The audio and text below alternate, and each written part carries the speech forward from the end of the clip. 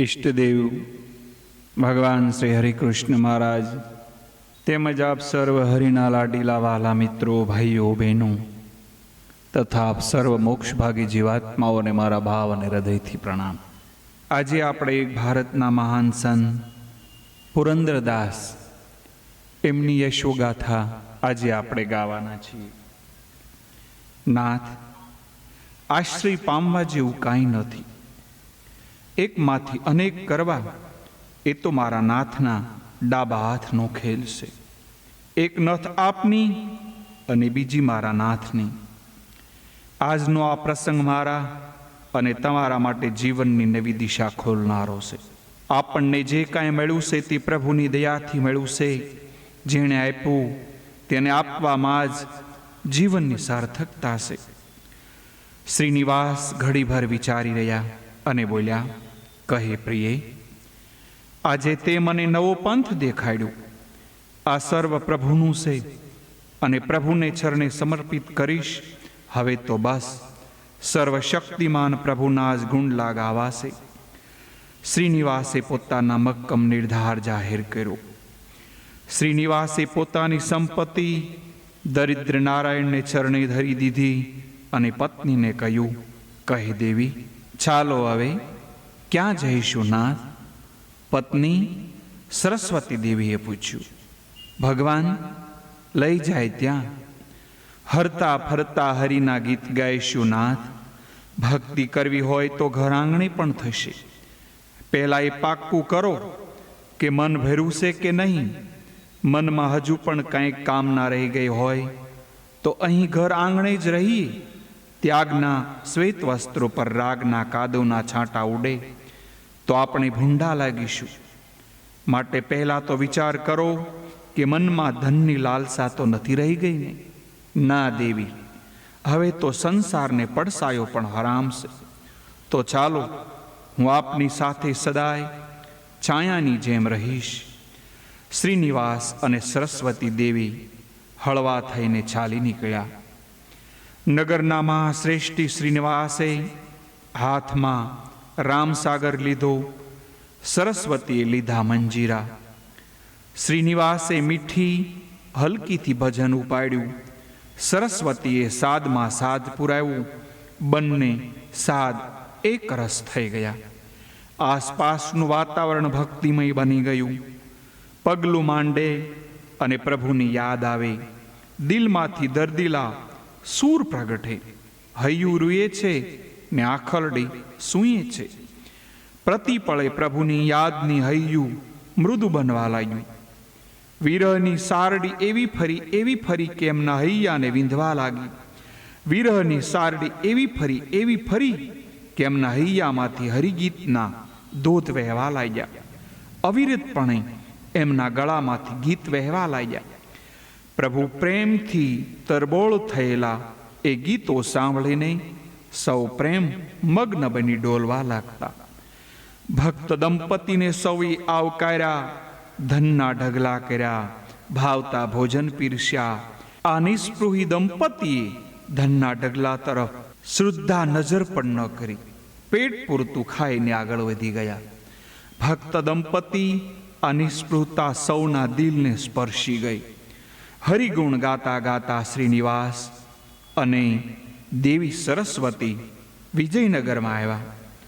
વિજયનગરના રાજમાર્ગ પરથી ભક્ત દંપતી ચાલ્યા જાય.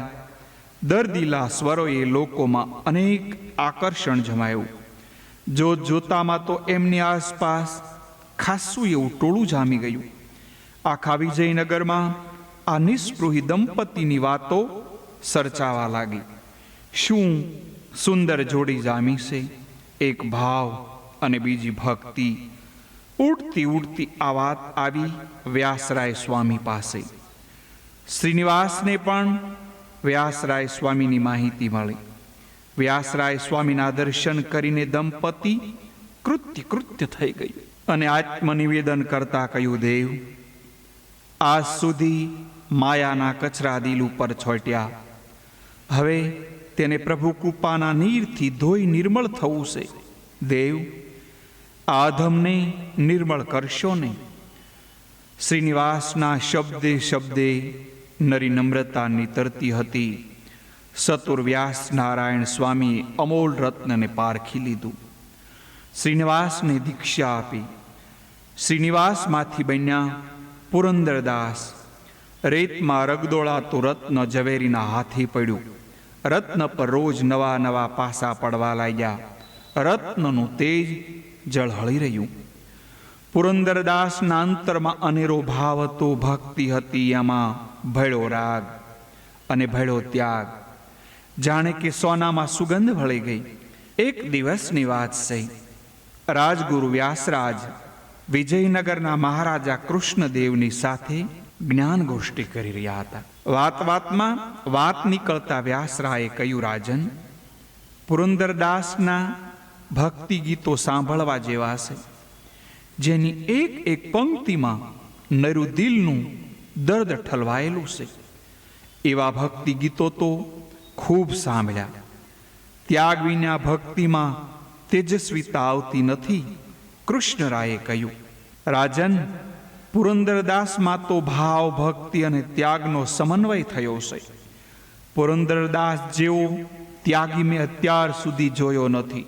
જેવો પુરંદરદાસ ત્યાગી છે, એવા જ એમના પત્ની સરસ્વતી દેવી પણ ત્યાગી છે. ઉદર નિર્વાહ માટે એ લોકો શું કરે છે? કૃષ્ણદેવરાયે પૂછ્યું. માત્ર ભિક્ષા. વ્યાસરાયે કહ્યું, મને એ ત્યાગીના દર્શન તો કરાવો. અહીં રાજમહેલ ભિક્ષા લેવા એ કેમ આવતા નથી? એમને કહેજો કે અહીં મારી પાસે ભિક્ષા લેવા આવે. મારે એક પંથ દો કાજ જેવું થશે. ભિક્ષા પણ અપાશે અને એમના ભક્તિ ગીતો પણ સંભળાશે. રાજન, આવતીકાલે સવારે અહીં રાજમહેલમાં ભિક્ષા લેવા આવે એમ એમને હું જણાવીશ. વ્યાસરાયે પુરંદરદાસને કહ્યું, પુરંદરદાસ, બધે ભિક્ષા લેવા જાવશો તો કૃષ્ણદેવને ત્યાં પણ જજો. તમને યાદ કરતા હતા. 2 મુઠ્ઠી ધાન તો મને ગમે ત્યાંથી મળી રહે, એટલા માટે ક્યાં ત્યાં જવું, એવું પુરંદરદાસે કહ્યું. કૃષ્ણદેવરાયે કહેવડાવ્યું છે, જશો નહીં તો એમને ખોટું લાગશે. કાલે સવારે જરૂર જજો, જેવી આપની આજ્ઞા. ગુરુ આજ્ઞાને પુરંદરદાસે શિરે ચડાવી. બીજે દિવસે સવારે કૃષ્ણદેવના મહેલ પાસે પુરંદરદાસ ભિક્ષા મંત્ર બોલતા ઊભા રહ્યા. કૃષ્ણદેવરાયે પુરંદરદાસને પ્રેમથી સન્માન્યા અને ભિક્ષા પાત્રમાં સપટી ભરીને ચોખા નાખ્યા. મઢુલીએ આવીને પુરંદરદાસે મળેલી ભિક્ષા સરસ્વતી દેવીને આપી. સરસ્વતી દેવી ભોજન બનાવવા માટે બેઠા. જુએ છે તો ચોખામાં ઝીણા ઝીણા રત્ન કણો છે. તરત જ તે સ્વામી પાસે આવ્યા અને કહ્યું, દેવ, ચોખામાં તો આજે ઝીણા ઝીણા રત્ન કણો છે, સાફ કરી નાખો. પુરંદરદાસે કહ્યું, આજે આવી ભિક્ષા ક્યાંથી લઈ આવ્યા? ગુરુની આજ્ઞા હતી રાજ દરબારે ભિક્ષા લેવા જવાની. કૃષ્ણદેવરાયે સપટી ચોખાની ભિક્ષા આપી હતી, કદાચ એમાં તે આવી ગયા હોય. રાજ દરબારનું કામ છે, હમણાં મારે રોજ ત્યાં ભિક્ષા લેવા જવાનું છે. સરસ્વતી દેવી તો ભિક્ષામાં ભળેલા ચોખાને સાફ કરતા બેઠા. જેટલા જેટલા રત્નકણો હતા તે બધાયને વીણી વીણીને નજીકના ખાડામાં ફેંકી દીધા. બીજે દિવસે પણ પુરંદરદાસ મહારાજ કૃષ્ણદેવને ત્યાં ભિક્ષા મંત્ર બોલતા ઉભા રહ્યા. ભક્તના મુખ પર એ જ મસ્તી ને એ જ પ્રસન્નતા જોઈને કૃષ્ણદેવ મનમાં મનમાં અરખાણા. જોયું ને, ભક્ત કેવો નિસ્પૃહી છે. ગઈકાલે ભિક્ષામાં રત્નકણો મળ્યા એટલે આજે પાછા આવીને ઊભા રહી ગયા. મુખ પર કેવી પ્રસન્નતા દેખાય છે. 2-3 દિવસમાં આમને આમ ચાલ્યું. રત્નકણોની ઉપેક્ષા વિના પ્રસન્નતાથી ભિક્ષાનો સ્વીકાર થતો જોઈને કૃષ્ણદેવને મનમાં ગર્વ થયો. હું કહેતો હતો એ ખોટું હતું. લક્ષ્મી દેવી તો મોટા મુનિવરને પણ ચડે, ત્યાં બિચારા પુરંદરદાસનો શું હિસાબ?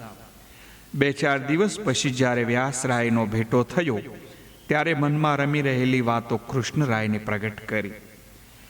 ગુરુદેવ, આપ તો કહેતા હતા ને કે પુરંદરદાસ જેવો વૈરાગી મેં પુરુષ જોયો નથી, પણ એ તો બધી કહેવાની વાતો હતી. એમ કેમ કહેવું પડ્યું? આપને કંઈ અનુભવ થયો? વ્યાસરાયના મનમાં શંકાની વીજળી ત્રાટકી. પુરંદરદાસ ભક્તિ નહીં પણ પૂરેપૂરા રાગી છે, એનો પ્રત્યક્ષ અનુભવ મેં કર્યો. જુદું છે એનું આચરણ. અને કૃષ્ણદેવ ગર્વભર્યા અવાજે કહ્યું. કૃષ્ણદેવની વાત સાંભળીને વ્યાસરાયને પણ એ વાત જાણવાની છટપટ થઈ. બીજે દિવસે સવારે વ્યાસરાયને લઈને કૃષ્ણદેવ નગરની બહાર આવ્યા. શાંત એકાંત સ્થાનમાં પુરંદરદાસની મઢુલી આવેલી હતી. લીપેલું ગુપેલું સ્વચ્છ આંગણું હતું. આંગણામાં તુલસીનો ક્યારો હતો. બાજુના વૃક્ષની છાયામાં પુરંદરદાસના પત્ની સરસ્વતી દેવી સૂંપડામાં સોખા વીણી રહ્યા હતા. વ્યાસરાય અને કૃષ્ણદેવ ધીમે પગલે ત્યાં ગયા અને પૂછ્યું, કેમ ભક્તરાજ, ઘરમાં છે કે નહીં? ના, એ તો નગરમાં ગયા છે, સરસ્વતી દેવીએ જવાબ વાળ્યો. વ્યાસરાય પુરંદરદાસના ખબર અંતર પૂછતા હતા અને કૃષ્ણદેવે એકી ટસે ચોખામાંથી વીણી કાઢેલા રત્નકણો નિહાળી રહ્યા હતા. મૂળ વાત કહેતા સાધના માટે કૃષ્ણરાયે સરસ્વતી દેવીને પ્રશ્ન કર્યો, કેમ બહેન, અત્યારે સવારના પહોરમાં ચોખા વીણવાના હોય કે રસોઈ કરવાની હોય? ભાઈ, શું કરું? રોજ જે ભિક્ષા આવે છે એના રોજને રોજ ઉપયોગ થઈ જતો.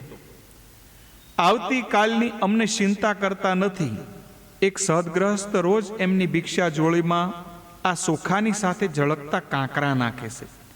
પહેલે દિવસે જ આ બાબતમાં મેં એમનું ધ્યાન દોર્યું હતું, પણ એમને એમ કહ્યું કે આપનારનું મન ન દુભાય એટલા માટે પ્રસન્ન વદને એમની ભિક્ષા સ્વીકારું છું. એ કાંકરા વીણવામાં મારો મોટા ભાગનો સમય વ્યતીત થઈ જાય છે. આ સળગતા કાંકરા એ કાંકરા નથી, એ તો રત્ન કણો છે. પૂર્વાશ્રમમાં એ ઝવેરી હતા, એટલે આ સળગતા કાંકરાનું મૂલ્ય તો એ સમજતા હશે, પણ જ્યાં સુધી ધનને આધારે જીવન વ્યતીત કરતા હતા ત્યાં સુધી ધનનો આધાર હતો. પણ જ્યારથી ભગવાનનો આધાર લીધો છે ત્યારથી ધનનો આધાર છોડી દીધો છે. જે બે આધાર જ રાખે છે એના બે ઉભવ બગડે છે. સરસ્વતી દેવીએ ચોખા વીણતા વીણતા આવો જવાબ આપ્યો, 2-4 ઘરની ભિક્ષા ઉપર તમારું ઘર નભી રહે છે. અમારે વધારે શું જોઈએ? રહેવા માટે સરસ મઢુલી છે, ભિક્ષામાંથી પેટ પૂરતું મળી રહે છે. અહીં કૂવામાંથી મીઠું અને મધુર પાણી મળી રહે છે. અહીં મજાનો પવન છે. શાંત સીતે ભગવાનની ભક્તિ થાય એવું સરસ એકાંત છે. ભોજનની ઝંઝટ પત્યા પછી આખો દિવસ ભજન કરવાનો સમય મળે છે. આથી વધારે અમારે શું જોઈએ? ચોખામાંથી વીણીને ભેગા થયેલા રત્ન કણોનું શું કરો છો? એનું બીજું શું કરવાનું હોય? પેલા વૃક્ષ પાસેના ખાડામાં ફેંકી દઉં છું. અમારે મન તો ધન અને ધૂળ બંને સરખું છે. સરસ્વતી દેવીની વાત સાંભળીને કૃષ્ણદેવ સ્તબ્ધ થઈ ગયા.